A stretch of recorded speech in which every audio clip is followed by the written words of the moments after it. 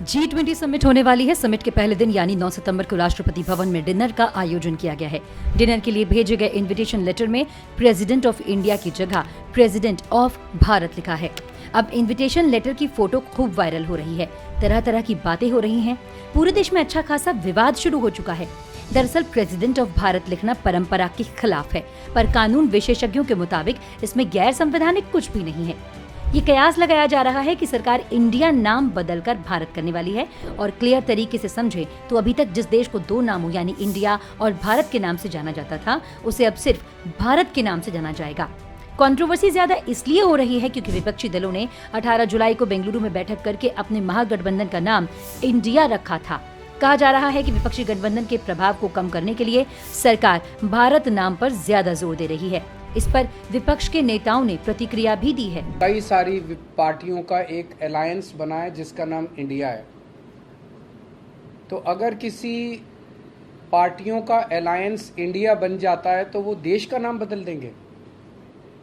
देश तो 140 करोड़ लोगों का है, किसी एक पार्टी का देश थोड़ी है। कल मान लीजिए इस इंडिया अलायंस ने अपना नाम बदल के भारत रख लिया, तो फिर भारत भी बदल देंगे। फिर क्या भारत का नाम बीजेपी रखेंगे? अब इंडिया नाम लेने में भी कतरा रहे हैं। किस बात का डर है भाई? We are proud to be Indian. हमें गर्व है कि हम भारत के लोग हैं। और आपको आज इंडिया का नाम लेने में जो है दिक्कत हो रहा है। कहां कहां से नाम हटाइएगा, कौन कौन पन्ने से नाम हटाइएगा। प्रधानमंत्री जी विदेश जाइएगा तो आपको लोग यही बुलाएंगे कि prime minister of India. Republic of Bharat करने की क्या जरूरत है? रिपब्लिक भाषा तो इंग्लिश ब्रिटिशों की भाषा है, इंग्लिश भाषा। तो महामहिम आप भारत क्यों नहीं कहते? महामहिम भारत क्यों नहीं कहते आप? आधा अंग्रेज आधा भारतीय, ये क्यों आपको लगता है अच्छा होगी? मुझे ये लगता है इंडिया नाम से आप डरे हुए हैं। प्रधानमंत्री खुद इंडिया नाम से डरे हुए हैं।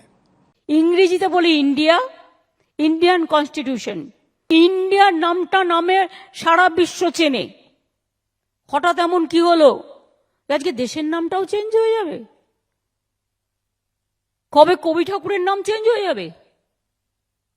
বিশ্ববিদ্যালয়গুলো সব নাম চেঞ্জ করে দিচ্ছে। বড় বড় ঐতিহাসিক সৌধ তার নাম চেঞ্জ করে দিচ্ছে, ইতিহাসকে পরিবর্তন করে দিচ্ছে। अभी तो चंद हफ्ते हुए हैं इंडिया नाम के इस गठबंधन को बने हुए, और आप खिलवाड़ करना आपने शुरू कर दिया। आर्टिकल 1 में बड़ा क्लियर पोजीशन है, इंडिया दैट इज भारत। और अगर आप हमसे डर करके, इस गठबंधन से डर करके, तो उसकी टैगलाइन पढ़ लीजिएगा। नीचे इंडिया के नीचे टैगलाइन है, जुड़ेगा भारत जीतेगा इंडिया। क्या क्या ले लोगे? ना आप इंडिया हमसे ले पाओगे, ना भारत ले पाओगे। आपके हाथ में जो वो चीजें हैं ना, अभी मेजॉरिटी के कारण वो सब छीन ली जाएंगी, और यही आवाम करेगी जिसे इंडिया से भी प्यार है और भारत से भी मोहब्बत है।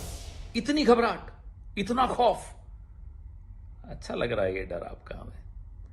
वैसे मोदी जी, हम लोग ना इंडिया वाले नाक से सांस लेते हैं, मुंह से खाना खाते हैं। अब आप क्या करोगे? बदल दोगे ये भी?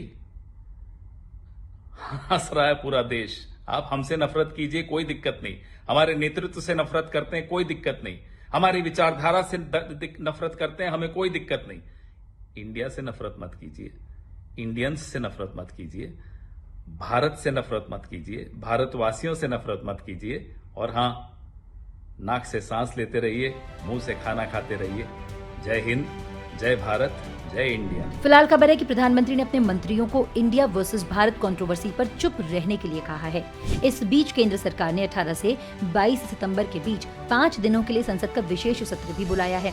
कयास है कि विशेष सत्र के दौरान इंडिया नाम बदलने का प्रस्ताव लाया जा सकता है। फिलहाल ये सिर्फ कयास है। आइए समझते हैं कि अगर सरकार ने सच में नाम बदला है तो सरकार के सामने कौन से चैलेंजेस होंगे। इंडिया नाम हटा दिया गया तो संविधान से लेकर कई इंस्टीट्यूशंस के नाम भी बदलने पड़ेंगे। जैसे इसरो को BSRO करना पड़ेगा, RBI को RBB करना पड़ेगा।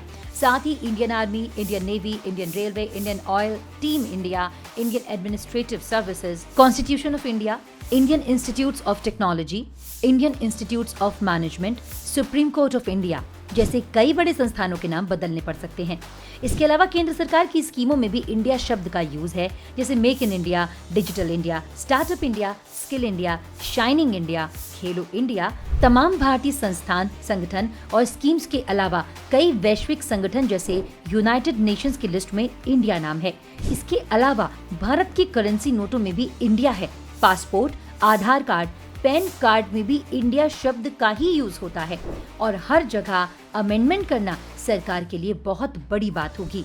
Bureau report, भारतश्री।